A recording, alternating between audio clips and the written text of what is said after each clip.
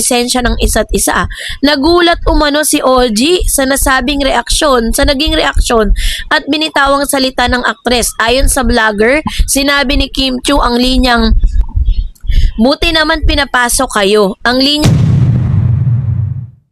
OG bilang alanganing ngingiti at sisimangot dahil sa ni Raisa May, marami pong nagbabanggit dun sa live video ni Raisa kung ano ang kanyang reaksyon patungkol sa mga ginawa or aligasyon or parang pagko-compare ni Kim Chiu kay Miss Raisa May kay Lotus Pete na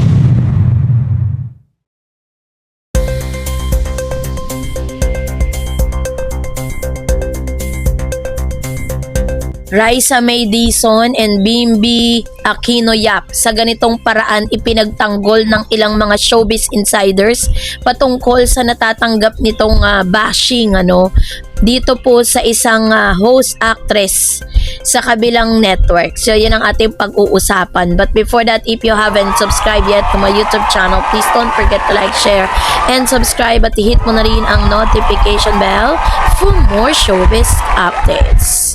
Ang likas na tensyon sa pagitan ng tagapagbalita at ng bituin sa masalimuot na industriya ng showbiz sa Pilipinas. Ang ugnayan sa pagitan ng mga mamamahayag o showbiz insiders at ng mga artista ay may manipis na pader. Sa isang banda ay kailangan ng mga artista ang media upang mapanatili ang kanilang ningning at upang maabot ang mas malawak na madla. Sa kabilang banda naman, kailangan ng mga showbiz reporters at vloggers ang mga kwento, kontrobersya at personal na buhay ng mga bituin upang makabuo ng nilalaman na content na tatangkilikin ng publiko. Kapag ang ugnayang ito'y binuo ng profesionalismo ay nagkakaroon ng lamat dahil sa mga naunang spluk o pagbubunyag ang resulta ng isang malamig na gera o kaya naman ay ang mga hindi naasang engkwentro sa mga pasilyo ng mga stasyon at telebisyon. Ito mismo ang naging sentro ng talakayan sa pinakabagong episode ng online program ng Showbiz Updates noong June 28, 2026. Kung saan ay ibinunyag ng veteranong talent manager at vlogger na si OG Diaz ang isang hindi kaaya-ayang karanasan sa kamay ng kapamilya star na si Kim Chiu. Matatandaan na trending at pinag-uusapan ngayon si Kim Chiu matapos nga na tawaging Lotus Pete, ito pong si Miss Raisa May. Ang dami pong mga nag-react na mga fans po ni Raisa na ginawa po siyang katatawanan sa isang noontime program. So ayon po sa ulat na pinamagatang OG Diaz, nakatikim ng katarayan ni Kim Chiu na inilathala ng pahayagang balita nitong June 29, 2026 ay mabilis na naging meet siya ng discussion sa iba't ibang social media platform. Sa gitna ng mga kinaharap na pagbabatikos ni Kim Chiu mula sa mga netizen at ukol sa kanyang magkahiwalay na hirit sa telebisyon, ang bagong pasabog na ito'y mula kay OG Diaz ay nagbadagdag ng panibagong layer sa lumalaking usapin ukol sa kung paano nga ba humawak ng emosyon at pakikipagkapwa-tao ang tinaguriang Chinita Princess. Ayon po sa salaysay ni OG Diaz sa kanyang YouTube channel, ang insidente ay naganap noong gabi ng Grand Finals ng Tawag ng Tanghalan or TNT sa It's Showtime bilang isang malaking event ng network. Formal at engrande ang kasuotan ng lahat ng mga hosts at performers kung saan nakagown at formal na kasuotan ang mga nandoon. Ang tagpo at ang mga kasama sa kasalukuyan ay nasa hallway ng ABS-CBN. Si OG Diaz kasama ang kanyang asawa na si Georgette at ang kanyang anak na si Miracle. Nagtungo sila roon para sa isang simpleng personal na layunin, ang bisitahin at batiin ang malapit nitong kaibigan at haligi ng It's Showtime na si Vice Ganda. Matapos ang kanilang masayang kwentuhan at chika sa loob ng dressing room ni Vice Ganda, lumabas na ang pamilya ni OG upang umuwi. Sa kanilang paglabas sa pasilyo, naabutan nila si Kim Chiu na kasalukuyang abala sa isang photoshoot o pictorial sa mismong hallway. Suot ang kanyang engranding gown para sa TNT Grand Finals. Ang maikling dialogong nag-iwan sa tanong inilad ni OG Diaz ang eksaktong sandali kung saan nagtagpo ang kanilang mga paningin. May 1 metro ang nagkatinginan kami ni Kim Chu, sabi niya. Sa akala ko, mag-hi o syempre mayroon kaming konting misunderstanding eh. Ngunit sa halip na isang normal na pagbati o kaya naman ay isang simpleng pagtango bilang pagkilala sa presensya ng isa't isa. Nagulat umano si OG sa naging reaksyon at binitawang salita ng aktres. Ayon sa vlogger, sinabi ni Kim Chu ang linyang, "Buti naman pinapasok kayo." Ang linyang ito ay binigkas umano ni Kim na may kasamang kakaibang ekspresyon ng muka. Isang reaksyon na inilarawan ni OG bilang alanganing ngingiti at sisimangot. Dahil sa biglang hirit na ito, na tila ay tonong pagtatanong kung bakit binigyan ng permiso ang vlogger na makatapak sa loob ng studio or dressing room area. Hindi napigilan ni OG na sumagot ng pabalik habang sila ay naglalakad. Bakit wala? Bakit? Bawal ba? Matapos ang maikling palitang ito ng salita, mabilis na pumasok si Kim Chu sa kanyang sariling dressing room habang si OG at ang kanyang pamilya ay nagpatuloy sa paglalakad palabas ng gusali. So ano nga bang naging reaksyon ng pamilya sa pagsusuri ng intensyong ito? Ito pong insidenteng ito ay hindi lamang nag-iwan ng tanong kay OG kundi maging sa kanilang asawa na si Georgette na nakasaksi sa buong pangyayari. Ayon kay OG, nang makalayo na sila ng kaunti, taas ang nagtanong ang kanyang misis kung bakit ganon ang naging trato ng aktres sa kanya. So, nung paglampas namin, nagtaka si misis, bakit ganon sinabi ni Kim Chu sa'yo?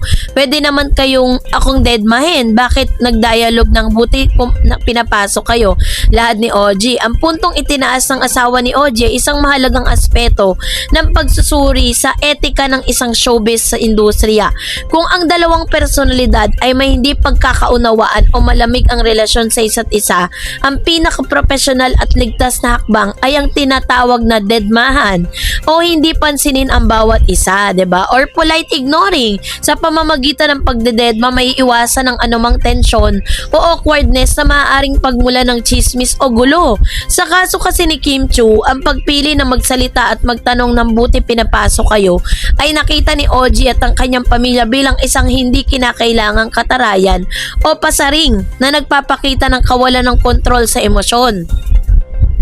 So upang maunawaan natin kung bakit may ganitong uri ng tensyon sa pagitan ni na OG at Kim, mahalagang balikan ang kasaysayan ng kanilang propesyon sa ugnayan. Ayon sa ibang showbiz reports, ang mga nakaraang pahayag, mayroon pong naunang hidwaan o konting misunderstanding ang dalawa.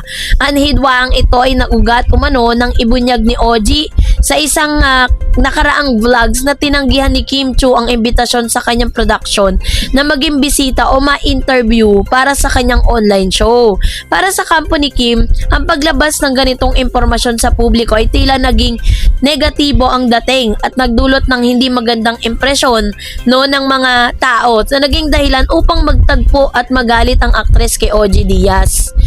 So doon po nagsimula yung kanilang hidwaan. Pero dahil po dito, inire-relate ngayon ito doon po sa kaso or doon sa issue na meron naman po kay Raisa May. Kasi sa isang live video ni Raisa May, marami pong nagbabanggit dun sa live video ni Raisa kung ano ang kanyang reaction patungkol sa mga ginawa or aligasyon or parang pagko-compare ni Kim Chu kay Miss Raisa May kay Lotus Pit na ito pong si Raisa, imbis na mag-react siya, minabuti niyang mas tumahimik at wag pansinin. Kasi kumbaga si Raisa May sanay na siya sa ganyang pambabatikos eh.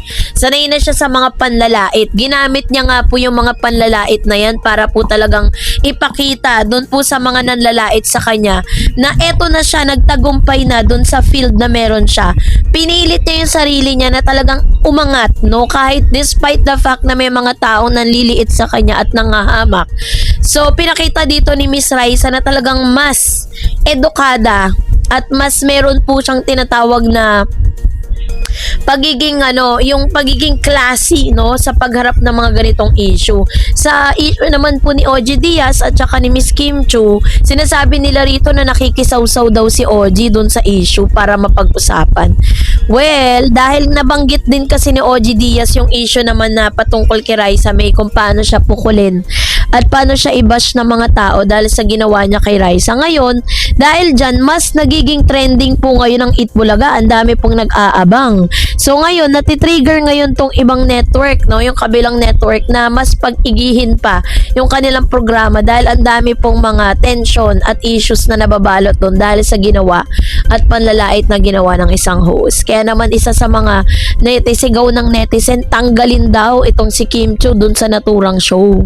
So kayo po, makatarungan ba ang pagtanggal kay Kim Chiu sa mga pagkakataong ito? Yan ang ating pong yan po ang i-comment sa comment section. So that's it for today. For more videos and updates, please don't forget to like and subscribe, and please don't forget to follow my Facebook page, Dar Eds TV and Dar Eds channel. God bless everyone.